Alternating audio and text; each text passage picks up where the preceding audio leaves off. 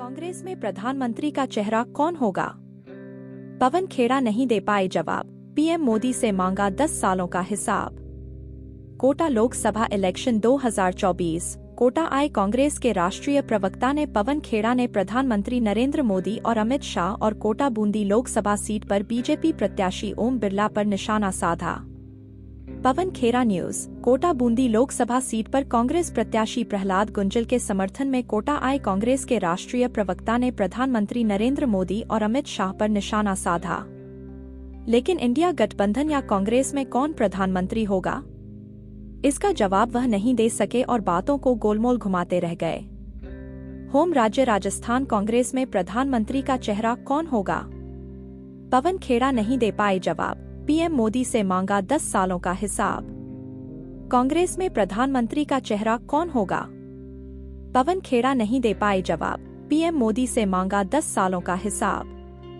Kota Lok Sabha election 2024 Kota आए कांग्रेस के राष्ट्रीय प्रवक्ता ने पवन खेड़ा ने प्रधानमंत्री नरेंद्र मोदी और अमित शाह और कोटा बूंदी लोकसभा सीट पर बीजेपी प्रत्याशी ओम बिरला पर निशाना साधा।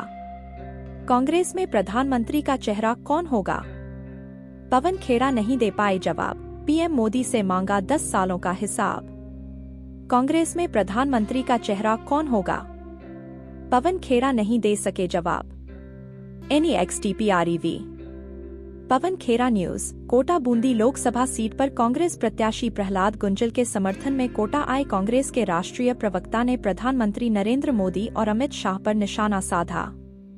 लेकिन इंडिया गठबंधन या कांग्रेस में कौन प्रधानमंत्री होगा, इसका जवाब वह नहीं दे सके और बातों को गोलमोल घुमाते रह गए। कांग्रेस नेता पवन खेड़ा ने कोटा में प्रेस कॉन्फ्रेंस में कहा कि राजस्थान में पहला चरण खत्म हो गया है और 12 सीट पर चुनाव हो चुका है। उन्होंने पीएम पर निशाना साधते हुए कहा कि प्रधानमंत्री की भाव-भंगिमा बदली हुई है, जुबान फिसल जाती है। जनता 10 साल का रिपोर्ट कार्ड मांग रही है जो यह नहीं दे रहे हैं। जर्मनी, रशिया, तुर्की से प्रेरित है प्रधानमंत्री। पवन खेड़ा ने कहा, जिन मुद्दों पर यह चुनाव लड़ा जा रहा है, कोई भी 10 साल से जो सरकार में हो उसको जब चुनाव में जाना है तो अपने रिपोर्ट कार्ड सबके सामने रखना होता है।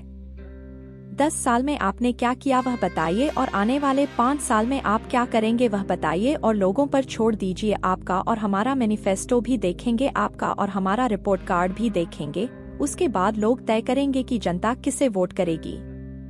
पवन खेड़ा ने कहा, उनकी प्रेरणा भारत से तो नहीं आ रही, भारत के लोकतांत्रिक संस्कारों से नहीं आ रही। भारत लोकतंत्र की जननी है तो आप रशिया से प्रेरणा क्यों लेते हैं, जर्मनी से क्यों लेते हो, आप तुर्की से क्यों प्रेरणा लेते हो? पवन खेड़ा ने कहा, हमने 10 साल में जो किया उसका जवाब मांग रहे हैं। आपने कितनी नौकरियां दी है, महंगाई कितनी कम की है, पेट्रोल 100 से कम क्यों नहीं हुआ, सिलेंडर 1100 पर क्यों हुआ? आपका एक ही कर्तव्य है कि आप इसका जवाब दें। हमारे मैनिफेस्टो में हिंदू मुस्लिम का कोई जिक्र नहीं। पवन खेड़ा ने कहा, हमारा मैनिफेस्टो तो पढ़ लेते, हमारे घोषणा पत्र जिसका नाम न्याय पत्र है, इसमें हिंदू मुस्लिम का कोई जिक्र नहीं है। सवाल पूछा है, जवाब दीजिए।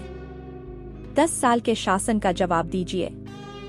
30 लाख जो खाली पद पड़े हैं नौकरियों के, यह हमारी गारंटी है, हम उसे भरेंगे। गरीब परिवार की महिलाओं को 1 लाख सालाना देंगे। हमने कहा, किसानों को MSP का कानून बनाकर स्वामीनाथन की कमेटी की जो अनुशंसा है उसके आधार पर फसल की कीमत देंगे। राजस्थान में हवाई सेवा शुरू नहीं कर पाए बिरला। उन्होंने कोटा में भी ओम बिरला पर हमला बोला और कहा, उन्होंने कहा था कि एयरपोर्ट नहीं आया तो चुनाव नहीं लड़ेंगे। 2022 में जमीन गहलोत सरकार ने दी थी। बिरला लोकसभा के स्पीकर हैं, एक हवाई अड्डा नहीं ला सकते। 25 साल से चुनाव जीत रहे हैं, 3 बार विधायक रहे, 2 बार सांसद रहे। राजस्थान में वसुंधरा राजे की सरकार थी और उन्होंने कोटा में जमीन नहीं दी। कांग्रेस 300 सीटों पर चुनाव लड़ रही है के सवाल पर कहा कि लोकतंत्र को बचाने के लिए हम 300 सीटों पर ही चुनाव लड़ रहे हैं।